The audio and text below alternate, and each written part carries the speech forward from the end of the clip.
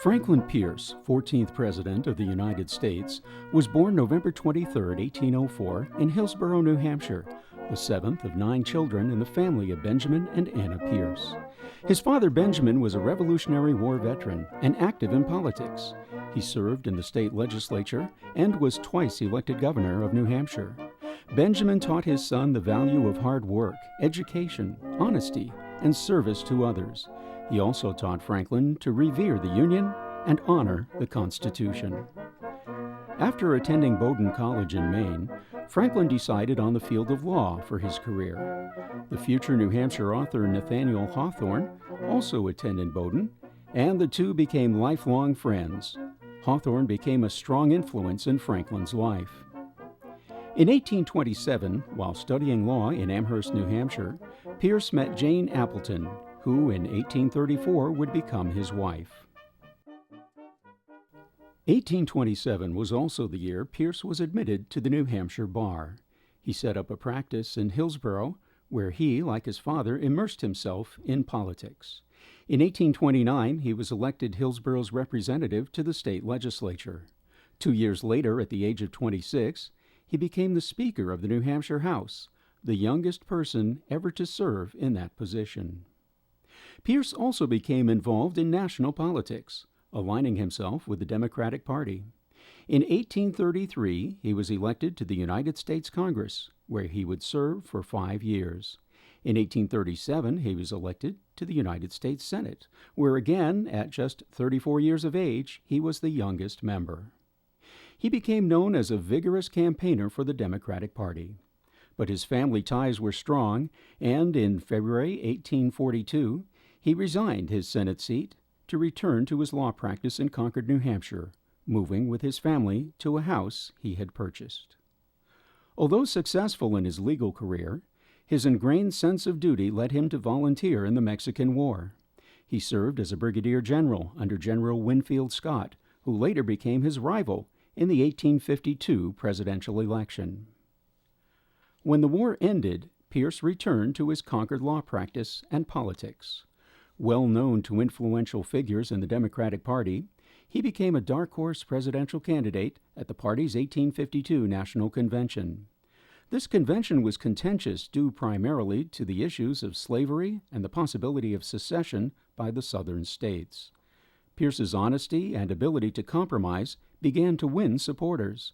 After 49 ballots, Franklin Pierce won the Democratic nomination for President of the United States. He went on to a landslide victory that November.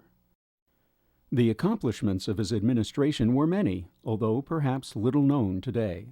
Among them were improving relations with Great Britain and Canada by gaining trade and fishing rights from both countries, promoting Western expansion by settling the United States-Mexican border and by planning the beginning of the Transcontinental Railroad, reducing the national debt through sound fiscal policies and government integrity, promoting U.S. influence worldwide, particularly in opening trade with Japan, establishing civil service practices by examining and classifying government employees, preserving peace in the nation for 4 years, and thus improving national prosperity. However, all of these were overshadowed by fallout from the Kansas-Nebraska Act, which was an attempt to solve peacefully the slavery issue. The bill, proposed by Senator Stephen Douglas of Illinois, pleased no one, and Pierce was harshly blamed for the resulting violence. Pierce once said, "I consider slavery a social and political evil, and most sincerely wish that it had no existence upon the face of the earth." However, he was also a strong constitutionalist and firmly believed slavery was not prohibited by the Constitution. His attempts to solve this problem were not successful. Because of this, and because of the surreptitious maneuvering of James Buchanan to replace Pierce as president, Pierce was denied a second-term nomination by his party. He graciously made way for Buchanan as his successor. Due to Jane's poor health and in gratitude for her sacrifices during the Washington years, the couple spent the next 2 years traveling through Europe.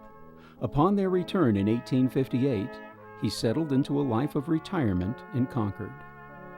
The last years of Franklin Pierce's life were not happy ones.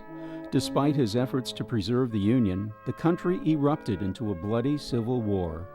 Pierce became an outspoken critic of government violations of the Constitution, Bill of Rights, and other laws. This led to accusations of disloyalty against him.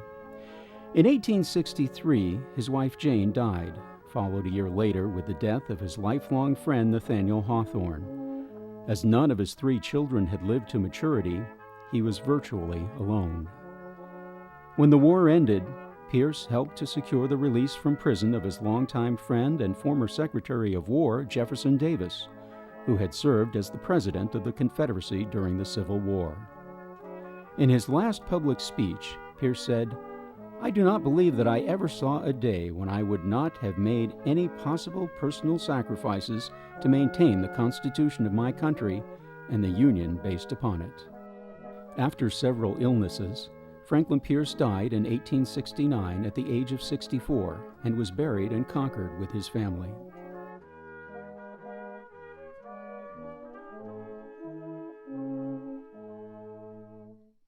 Well, welcome to the Pierce Manse. We are so glad to have you here. And since you're here, I have a lot of stories to tell. In an effort to keep alive his memory and accomplishments, a group of citizens, today known as the Pierce Brigade, rescued his Concord home from demolition and had it moved to its present location in the city's historic district. Thanks to this cadre of dedicated volunteers, you were able to enjoy your visit to the home of Franklin Pierce, 14th President of the United States.